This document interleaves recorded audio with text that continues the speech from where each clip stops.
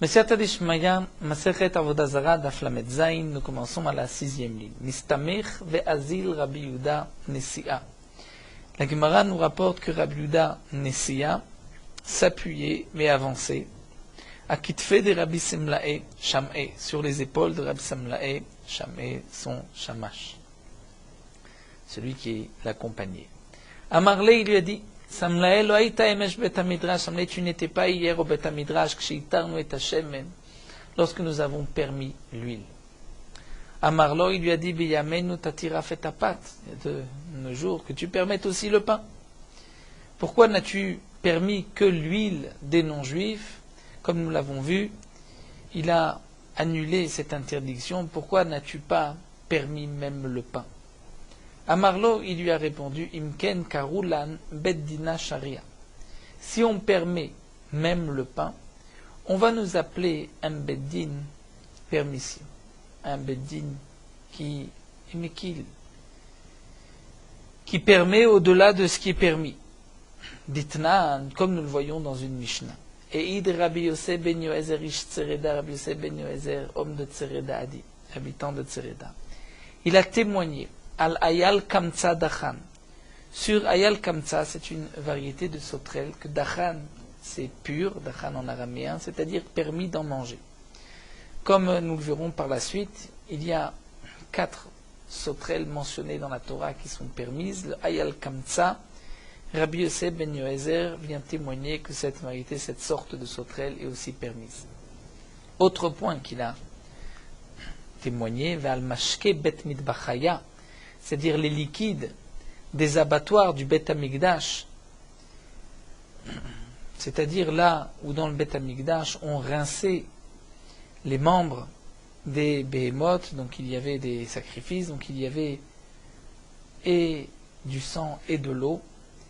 Ces liquides d'achan sont purs, c'est-à-dire ne pourront pas, n'ont pas de, comme dit Rashi, d'impureté de tumat mashkim. Nous verrons par la suite encore, la Gemara reprendra, c'est une marloquette entre Rav et Shmuel. Donc deuxième témoignage, et troisième témoignage, Val deikrav le meta mesav, que celui qui s'approche, c'est-à-dire qui touche un mort, mesav, il sera impur. Donc nous verrons quel est le chidouche de ce dernier point, parce qu'il est évident que celui qui touche un mort est impur, c'est marqué dans la Torah.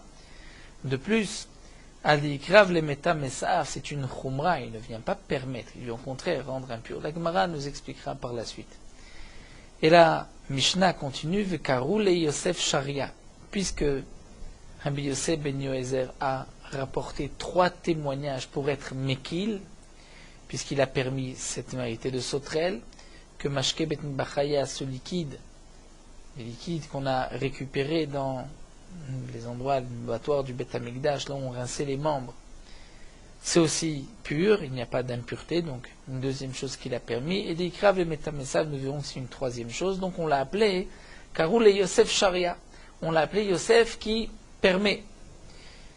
Amarle, donc Rabbi Yehuda Nessi a répondu à Reb Semlae, si j'avais permis aussi le pain, on nous aurait appelé Beddina Sharia. Amarle, mais Reb Semlae a dit Atam Sharetlat.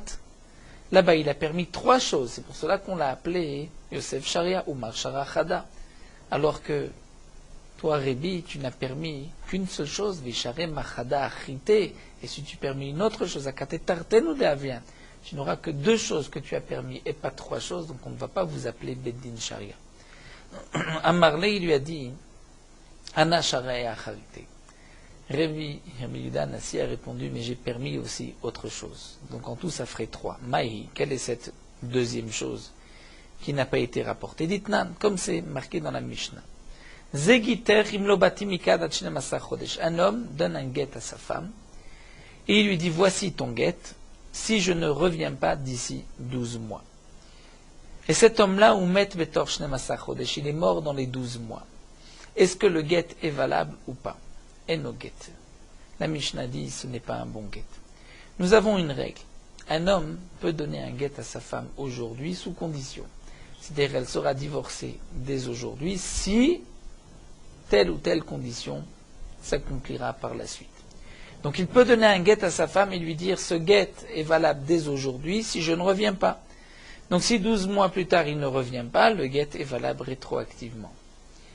Mais si un homme dit ce guet sera le tien lorsque je ne reviendrai pas dans 12 mois, le guet ne sera valable que dans 12 mois.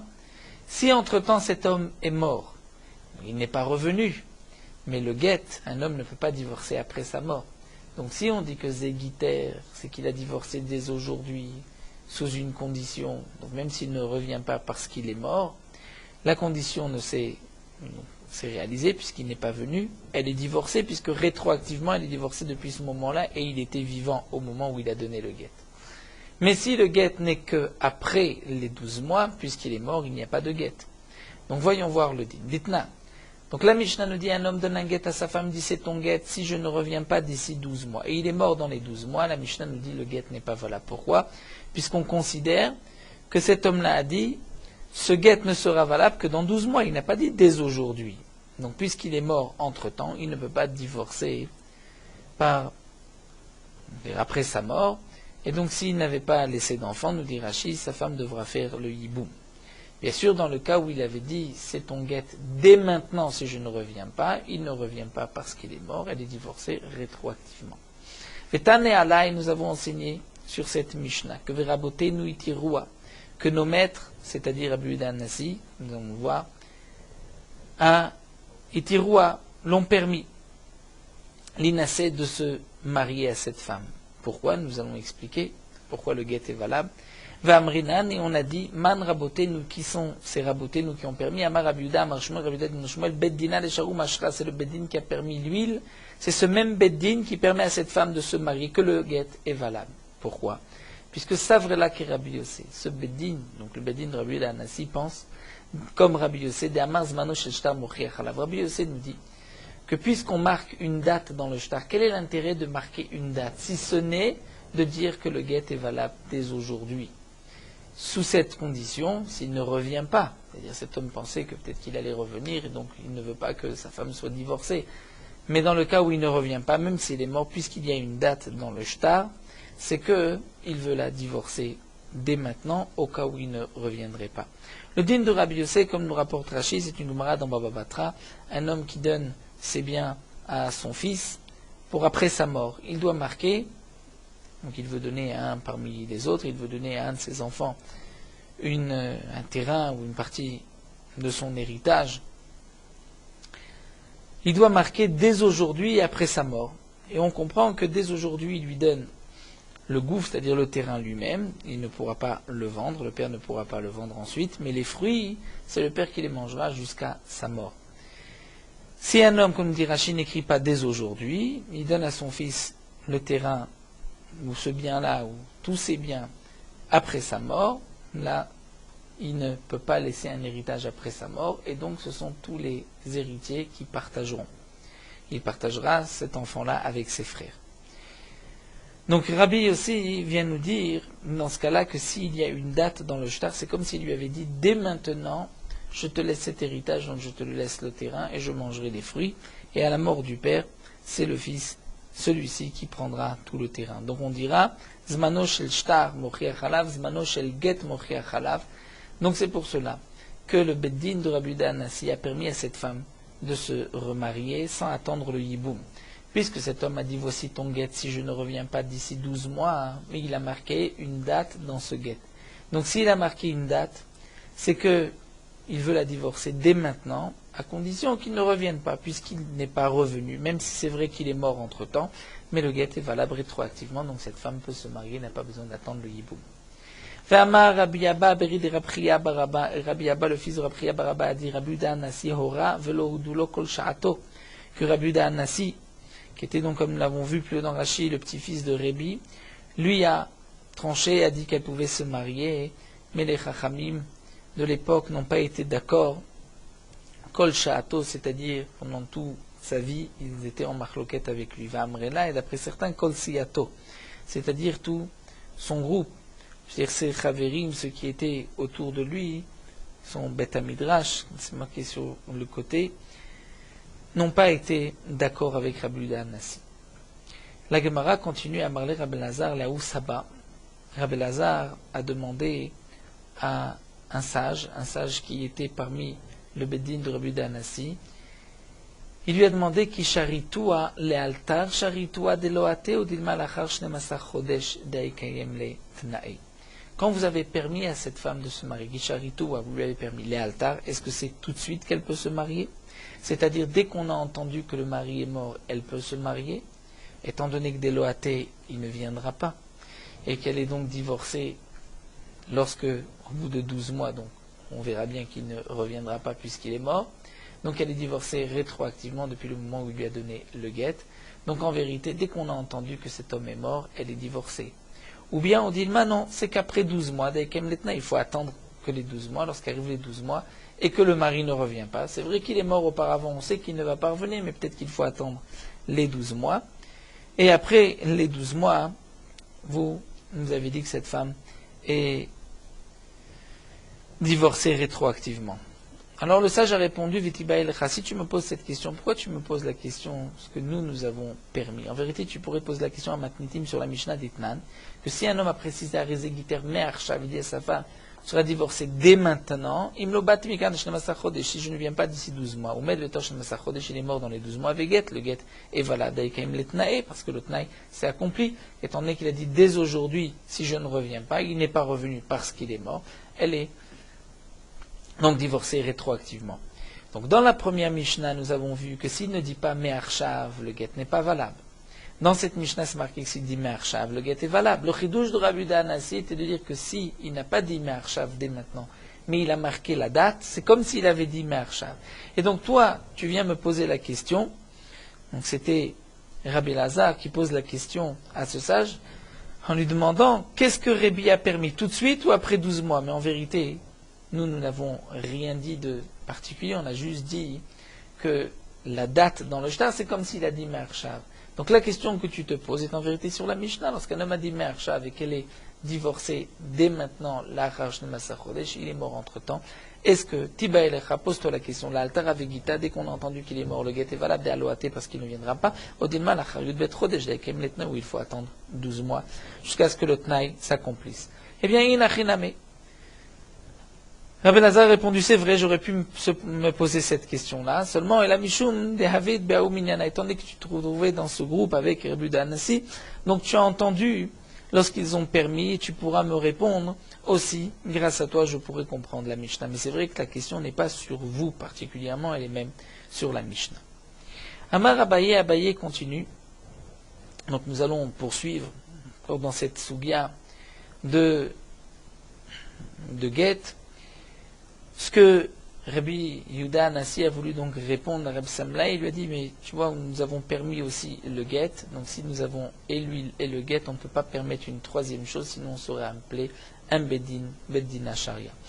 Amar Abaye nous dit, Akol modim nekshetsechama min artika, lechi nafka kamarla. Abaye nous dit, Akol modim, ils sont tous d'accord, que si un homme dit, nekshetsechama min artika, que ce guet sera valable lorsque le soleil sortira de sa pochette, si on peut dire entre guillemets.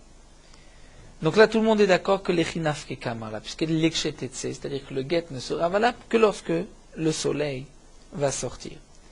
Et si dans la nuit cet homme meurt, le guet n'est pas valable. S'il meurt la nuit, c'est un guet après la mort, il n'est pas valable, puisque le guet n'est que lorsque le soleil va sortir. Maintenant, almenat shetetzecham menartika. Si un homme dit à condition, c'est ton guet à condition que le soleil sorte. Eh bien, dans ce cas-là, on considère Me'arshav Kamarla, qu'il a divorcé dès maintenant, on peut dire le soir au milieu de la nuit. Mechima et Belaïla, et s'il meurt au milieu de la nuit, Avadai Tnaïave, c'est comme une condition, Veget, mais le get Mechaimhu, il est du vivant. Pourquoi? Puisque nous avons un enseignement qui dit Ravuna, comme Ravuna, Damar Ravuna, Kolomer, Almenat, Komer, Me'arshav, Damé. Tout homme qui dit Almenat à condition que, c'est comme s'il a dit Me'arshav, dès maintenant, Damé. Donc, l'exchetetse, lorsque sortira le soleil, c'est que le guet ne sera valable que au lever du soleil. À condition que sorte le soleil, c'est que le guet est valable dès maintenant, mais il faut attendre que le soleil sorte et rétroactivement le guet sera valable. Donc, nafkamina s'il meurt au milieu de la nuit. Donc Abaye nous dit qu'à Kol Modim, ils sont tous d'accord, et nous explique Rashi même d'après Rabbi Yossi. Si il a dit lorsque sortira le soleil minartika, même si il y a une date marquée dans le shtar, si le mari meurt au milieu de la nuit, elle n'est pas mékodéchet. Pourquoi? Puisque ça ressemble au din marqué dans la Gemara dans Gittin, si un homme dit me'ayom v'le'achar mita, dès aujourd'hui et après sa mort. Nous avons un safek. Est-ce qu'il a voulu dire dès aujourd'hui? Et que la charmita, c'est-à-dire si je meurs, donc il sera valable dès aujourd'hui, ou bien c'est qu'il est revenu sur ses paroles. Il a dit mais ayom, ensuite il a charmita, non, c'est après sa mort. Il pensait qu'on pouvait divorcer après la mort, mais puisqu'on ne peut pas, donc le guet n'est pas valable. Eh bien, dans ce cas-là aussi, si un homme a dit minartika pour Rabbi Yossé, même si zmano sheshtar mochiach alav, ce n'est pas suffisant. Peut-être qu'il a changé d'avis. Quand est-ce que nous avons une machloket? Lo nechleku, ella be'im tetse. Dans le cas où un homme a dit à sa femme, voici ton guet, im tetse, si le soleil, on va traduire im, si le soleil, ou lorsque le soleil sort. Rabbi Yehuda Hanassi, ça va que Rabbi Yossé. Et là, Rabbi Yehuda Hanassi pense comme Rabbi Yossé, d'amaz zmano sheshtar mochiach alav, qui dit que le zman, c'est-à-dire la date marquée dans le shtar, prouve que c'est dès maintenant. C'est comme s'il avait dit, dès aujourd'hui, immeti, si je meurs. Keme arshav immeti, comme maintenant, si je meurs. Donc, puisque c'est une condition, et qu'il a dit dès maintenant, s'il meurt entre-temps, elle sera mégoreshet. Verabanan, melechachamim, qui ne sont pas d'accord avec Rabbi Yossé, avec Rabbi Yehuda Hanassi, let ou des Rabbi Yossé ne sont pas d'accord avec Rabbi Yossé, et c'est comme si un homme dit à une femme, voici ton guet, immeti, si je meurs, greda, dire sans rien, dire s'il n'a rien rajouté, où là, le im va se traduire lorsque.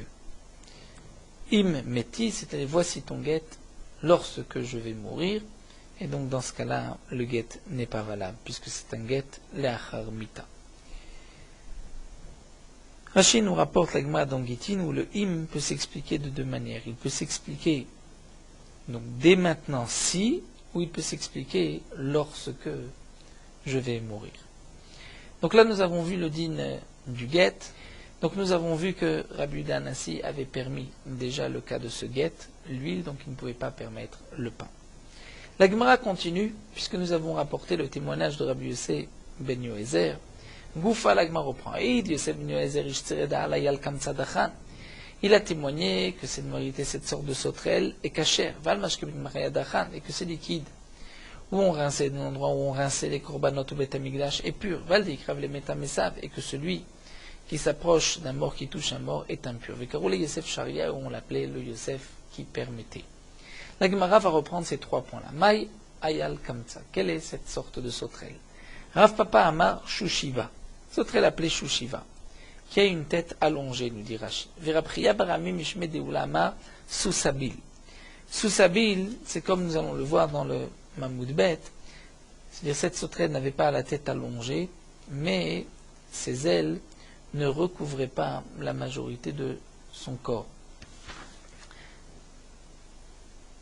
À l'œil nu, il fallait prendre 1 centimètre, il fallait mesurer.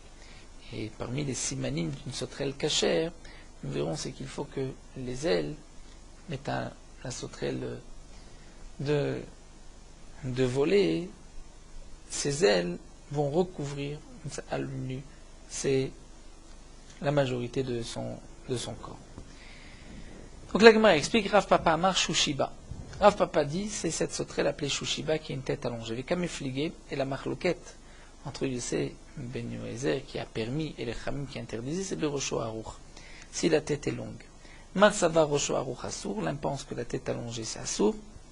Ou Marsava Rosho Aruch Mutar. Yossé ben Yoézer pense que c'est permis. Donc Rashi nous rapporte qu'il y a 4 sauterelles, Arbé, Solam, Chargol et Chagav. Et les Naïms sont en machloquette dans Masechet Choulin. Comment va-t-on être Doresh le Pasouk? Comment on va être Doresh? Quels sont les simanim pour savoir que les sauterelles sont permises?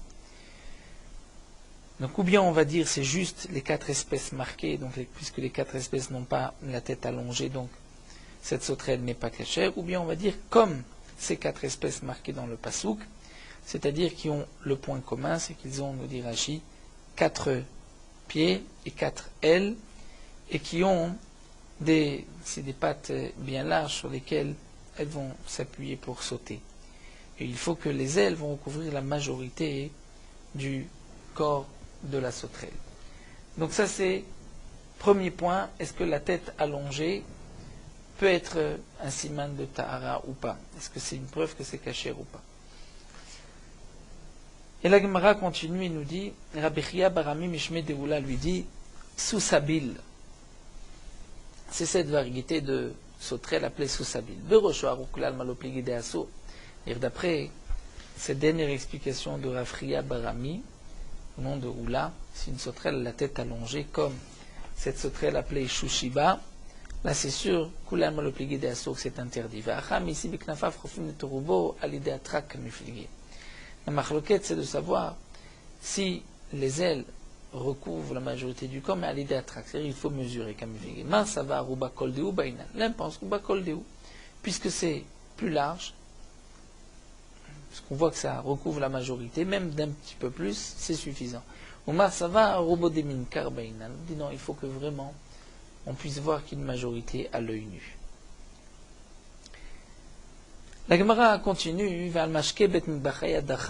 donc c'est liquide au Bet Mikdash du Bet Hamikdash, dont on a assez des korbanot, c'est-à-dire ce mélange d'eau et de sang, est pur. Maï Dachan, que signifie que c'est pur? Rav Amar Dachan Mamash. Rav dit c'est pur, c'est-à-dire il n'y a aucune impureté. C'est-à-dire ça ne peut pas devenir impur, ça ne peut pas communiquer d'impureté. Shmuel Amar Dachan Miletame Acherim. Shmuel dit non. C'est pur, ça ne peut pas rendre impur. Mais eux, ces liquides peuvent être impurs. Nous allons expliquer. Rav Amar Dachan Mamash, que ça va tout matmashkim de Rabbanan. Rav dit que ce témoignage de Yosef ben Yoézer et que ces liquides sont purs, vraiment purs, c'est-à-dire aucune impureté, puisqu'il pense que tout matmashkim de Rabbanan. La touma des liquides n'est qu'une halakha mi de Rabbanan, v'chigazou Rabbanan tout matmashkim de Alma. Et les chachamim ont été gozer, en général les eaux qu'on trouve en dehors du Bet Hamikdash. Dans le liquide du Bet Hamikdash, les chachamim n'ont pas été gozer. Dans le Bet Hamikdash, on voit que dans beaucoup de points, les chachamim n'ont pas fait de xéro. Donc c'est pour cela que Yosef ben Yoézer est venu dire que ces liquides sont purs. Shmuel Amar non, Dachan, mais les tamé acherim. Shmuel a voulu dire que Dachan, c'est que ça ne communique pas l'impureté à d'autres. Mais eux sont impurs. Pourquoi? Parce que Kassava, Tomat Mashkim d'Oraïta, Shmuel pense que la Touma des liquides, c'est Minatora. Les tamé acherim des Rabbanan. Mais pour communiquer l'impureté, un autre aliment, une boisson, ça ce n'est que des Rabbanan. Les Chachamim n'ont été gozer, n'ont interdit que Mashkim de Alma, c'est-à-dire que les liquides du monde, c'est-à-dire pas du Bet Hamikdash. Mais Mashkim Bet Mbachaya lo gazou, dans les liquides du Bet Hamikdash, ils n'ont pas fait cette xéra. Donc d'après Shmuel, ce que Yosef ben Yoézer vient témoigner, c'est de dire que ces liquides, un mélange d'eau et de sang, on avait rincé les membres des korbanot, ces liquides ne communiquent pas l'impureté. Mais c'est vrai qu'ils peuvent devenir impurs. Le témoignage était qu'ils ne communiquent pas l'impureté. Troisième témoignage de Yosef ben Yoézer, Val d'Ikrav le Metam Esav, que celui qui touche un mort est impur, Vikorle Yosef Shari. On l'appelait Yosef qui permettait. Donc la Gemara s'étonne, puisque celui qui touche un mort est impur, il ne permet pas, il vient interdire. Donc Yosef Asara Mevaïle. On devrait dire que Yosef vient interdire. Ve'od de plus, Deorai Tahi. Quel est le témoignage que Yosef ben Yoézer vient nous dire celui qui touche un mort est impur? C'est marqué Mefourage dans la Torah. Vechol asher igal pene asadeh. Tout celui qui touchera sur le champ Bachalal Cherev au Bemet, il va toucher Halal Cherev, un homme qui a été tué par l'épée, au Bemet, il sera impur. Donc voici que la Torah nous dit qu'il est impur. La Gemara répond Doraita deikrav tamid. Mina Torah, c'est celui qui touche le mort qui est impur. Mais deikrav et deikrav taor. Si un homme touche un homme qui a touché un mort, lui sera pur. Et eux sont venus décréter, dire que même si un homme touche un homme qui a touché un mort, il sera impur, c'est une zera de chachamim, et lui, Yosef ben Yoézer, est venu témoigner que non, que tout celui qui touche un homme qui a touché un mort ne sera pas impur. Mais la Gemara dit c'est-à-dire, Ateyuv Vukma Doraita est revenu au din de la Torah et a enlevé donc la Xéra des Chachamim. Mais la Gemara dit ce n'est pas juste, puisque même des Ikrav et des Ikrav Namedoraitao, si un homme qui a touché un mort, donc il touche un Tmemet, le mort est le Met. Celui qui a touché le mort est Tmemet. Si un homme touche un Tmemet, la Torah dit qu'il est impur. Tu ne peux pas dire que ce n'est qu'une Xéra des Chachamim que c'est Ben Yoezer a annulé. Des Ikrav Named Oraita, celui qui a touché un mort. C'est marqué tout celui qui touchera Atame Yitma, il sera impur. Donc le pasuk dit d'abord que tout celui qui touche un mort sera impur, et la Torah dit celui qui a touché le mort, donc ce premier homme impur, il sera aussi impur, donc de la même Touma. La Gemara répond à moi, Ravanan Kamed Rava Mishmed Marzoutra. Les Chachamim, on dit au nom devant Rava, on dit au nom de Marzoutra, Béré de Rav Nachman, de Amar Mishmed Rav Nachman qui avait dit au nom de Rav Nachman. Qu'en vérité, de Oraita, de Ikrav et de Ikrav Bechiburim, Tumat Shiva. Shelo Bechiburim, Tumat Arif. En vérité, voici le din. Minatora, un homme qui touche un mort est impur, effectivement, pour 7 jours. Un homme qui a touché un mort, là tout dépend. Est-ce que nous allons dire Réhouven touche le mort et Shimon touche Réhouven? Si au moment où Shimon touche Réhouven touche aussi le mort, donc c'est des chibourim qui sont rattachés, il y a un contact, on peut dire, direct, à ce moment-là, même Shimon est impur pendant 7 jours, comme s'il avait touché le mort. Mais si Réhouven a touché le mort et l'a lâché, et qu'ensuite Shimon vient le toucher, Shimon ne sera impur que jusqu'au soir. Ça, c'est ce que la Gemara veut nous dire, Minatora. Deoraita de Ikrav et de Ikrav Bechiburim Tumat Shiva. Minatora, celui qui a touché un mort. Lorsque Bechiburim, c'est-à-dire ils sont reliés au mort, il est en train maintenant de toucher un mort. Alors Shiva, c'est-à-dire que Shimon qui touche Réhouven, qui est en train de toucher un mort, sera impur pour 7 jours. Mais chez le Bechiburim Tumat Arev. S'ils ne sont pas Bechiburim, c'est-à-dire que Réhouven a lâché le mort, alors Shimon n'est impur que Tumat Arev. Ve'atouin uvegazura fleshel Bechiburim Tumat Shiva, et les Chachamim sont venus dire que si Shimon touche Réhouven, même si Réhouven n'est pas en train de toucher un mort, il avait touché un mort, il l'a lâché, eh bien Shimon sera aussi impur pour 7 jours. Et donc là, ve'ateihu, et là Yosef ben Yoezer est venu dire, ve'ukma doraita, reprendre au din de la Torah, dire que non, il n'est impur que jusqu'au soir. Et donc dans les mots de Yosef ben Yoezer a dit, donc celui qui touchera le mort sera impur, c'est-à-dire il sera impur 7 jours, et j'en déduis que celui qui a touché un mort ne sera impur que jusqu'au soir. La Gemara continue, mais de Oraita Maï, quel est ce din Minatora? Où est-ce que nous avons vu dans le Pasuk qu'il est impur que jusqu'au soir, qu'il y ait cette différence Bechiburim pendant 7 jours, sinon c'est jusqu'au soir Tirtiv?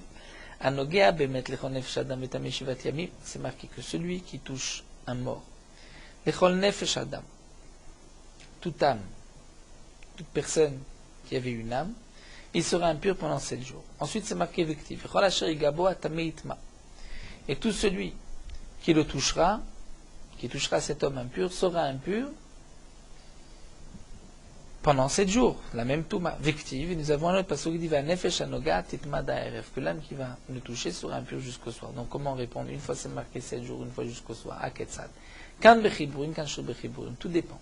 Si Shimon touche Réhouven lorsque Réhouven touche le mort, Shimon est impur pour 7 jours. Si Shimon touche Réhouven après que Réhouven ait lâché le mort, là Shimon ne sera impur que jusqu'au soir. Amar le Rava Merava leur dit Lava mina lechu, ne vous ai-je pas dit l'otloube bokesriki berav Nachman? Ne faites pas pendre justement des cruches, des jarres vides sur Rav Nachman, c'est-à-dire des choses qui n'ont pas de sens. En vérité, Achiyam Rav Nachman, voici ce que Rav Nachman a dit. Yosef ben Yoezer n'est pas venu permettre une telle chose, mais ça fait que Touma Birshut Arabim et Tirnaim, il est venu leur permettre, lorsqu'il y a un doute Birshut Arabim, lorsqu'il y a un doute d'impureté Birshut Arabim, c'est Sfekot Tahor, c'est ce qu'il est venu permettre. La Gemara demande Va'il Chetami Sota Gamrinan là. Pourtant, ce din-là, nous l'apprenons de la Sota. Que lorsque, de la même manière que la Sota, lorsqu'il y a un doute, est-ce qu'il était impur ou pas, la Torah dit elle est impure. Et on apprend comme la Sota où elle s'est isolée, Lorsque j'ai un doute, la Torah dit elle est impure. De là, j'apprends et je déduis que s'il y a un doute de Touma dans un domaine privé, Reshut Yachid, Sfekot Tameh. Dans un Reshut Rabim, Sfekot Taor, puisque ça ne ressemble pas à la Sota. Donc demande l'Agma, va il Chetami Sota, Gamrinana, Ma Sota Reshut Yachid, la Touma aussi c'est Reshut Yachid. Mais dans Safek Touma Reshut Rabim, c'est sûr que c'est permis. La Gemara reprend à Amar Rabbi Yochanan Alacha Ven Morimken. En vérité, Rabbi Yochanan nous a déjà dit que lorsqu'il y a un Safek Touma Reshut Rabim, c'est vrai que la halakha c'est ta'or, mais on ne le dit pas. Puisque si on le dit, les gens risquent ensuite de négliger la Toum'a. On dirait ici c'est permis, ailleurs aussi c'est permis. Et lui, Yosef ben Yoézer est venu dire que lorsqu'il y a un doute de Toum'a, Birshut Rabim, c'est ta'or. C'est pour cela qu'on l'a appelé Yosef Sharia, puisqu'il avait permis une troisième chose. Ça c'est ce que donc la Gemara vient expliquer dans les mots de Yosef ben Yoézer. Donc comment on va le comprendre? Puisqu'il a dit Baal de Yikrav lemeta mesav, c'est-à-dire celui qui touche le mort, c'est sûr qu'il l'a touché, il sera impur, mais lorsqu'il y a un safek, il n'est pas impur. Tanen Ameachi, l'Agma nous rapporte aussi une braïta, Rabbi Domer, Korot Na'atz Laem. Il a enfoncé des poutres, Korot Na'atz Laem, Ve'amar, il a dit Atkan Reshut Rabim, jusque-là c'est le Reshut Rabim, Atkan Reshut Rabim, jusque-là le domaine privé, donc là le domaine public, le domaine privé, c'est-à-dire là, Safek Touma Tameh, là Safek Touma Taor, qui a tous les kameh de Rabbi Yana, Yamar Lehu, Hamaya Beshikata de Benara Zilutevulu. L'Agma nous dit que lorsque on venait chez Rabbi Yanaï avec un Safek Touma dans le Reshut Rabim, il disait Hamaya Beshikata, voici de l'eau qui est là dans la profondeur du fleuve, allez vous tremper, c'est-à-dire qu'il ne voulait pas négliger ce Safek et il disait vous devez vous purifier. Donc la conclusion de l'Agma, nous avons vu ici plusieurs explications. Comment comprendre ce que Yosef ben Yoézer a permis à propos du dîne, donc de celui qui touche le mort. Ou bien c'est comme nous l'avons vu, donc si Shimon touche Réhouven, après que Réhouven ait lâché le mort, où les Chachamim avaient été gozer une touma de 7 jours, et lui avait dit non, c'est jusqu'au soir. Pour revenir au dîne Minatora, puisque ce n'est pas Bechiburim. Ou bien c'est le dîne de Safek Touma, Birshut Rabim, comme nous l'explique ici la Gemara, comme nous l'explique ici Rava, qu'il a voulu permettre, même Safek Touma, Birshut Rabim. Nous allons nous arrêter ici au dîne de Vachalkout. Nous prendrons les interdictions, ce qui a été cuit par les non-juifs. Et nous terminons sur Meorot Halacha Daf Lamed Zayin. Un aliment où la majorité des gens ont l'habitude de le manger lorsqu'il est cuit, pas lorsqu'il est cru. Il fait partie de Bishul Akum. Et lorsqu'il a été cuit par un non-juif, nous avons l'interdiction de le manger. Et même un homme qui a l'habitude de manger cet aliment cru, s'il a été cuit par un non-juif, il ne pourra pas le manger, puisque là, on ne suit pas l'habitude de chacun, mais on regarde d'après la majorité. Inversement aussi, un aliment que les gens ont l'habitude de manger même cru, mais lui ne le mange que cuit, on ne va pas dire que pour lui c'est interdit si le non-juif l'a fait cuire, on va d'après la majorité. Certains aliments où la manière de les manger dépend de l'endroit. Dans des endroits on les mange cuits, dans d'autres on les mange crus. Quel sera le dîne de ces aliments? Ça dépendra aussi de l'endroit. Là où on a l'habitude de le manger cru, s'il a été cuit par le non-juif, il est aussi permis, il n'y a pas de bishul akum. Là où on a l'habitude de le manger cuit, s'il a été cuit par le non-juif, il est interdit ba'achila. Des aliments où dans un endroit, ces aliments sont considérés comme importants, ils montent même à shulchan melachim. Dans un autre endroit, ces aliments ne sont pas présentés à la table du roi ou d'un homme important. Quel le dit? Alors tout dépend. Si on est dans un endroit où il a été cuit, dans un endroit où c'était donc un aliment important, donc il y avait un problème de bishul akum, même si ensuite on l'a amené dans un endroit où l'aliment n'était pas important, n'aurait pas été servi à la table du roi, il faut l'interdire be'achila, puisque là où il a été cuit, il était olé al shulchan melachim. De même inversement, s'il a été cuit dans un endroit où il n'était pas chachouv et qu'on l'a envoyé dans un endroit où l'aliment est chachouv, il est présenté à la table d'un homme important, et dans ce cas-là, on sera mahmir aussi de ne pas le manger. Donc dans les deux sens, dans ce cas-là, on sera mahmir pour olé al shulchan melachim, si on l'a cuit dans un endroit où cet aliment était présenté à la table du roi, ou même si on l'a amené dans un endroit où il était présenté à la table d'un homme important. Und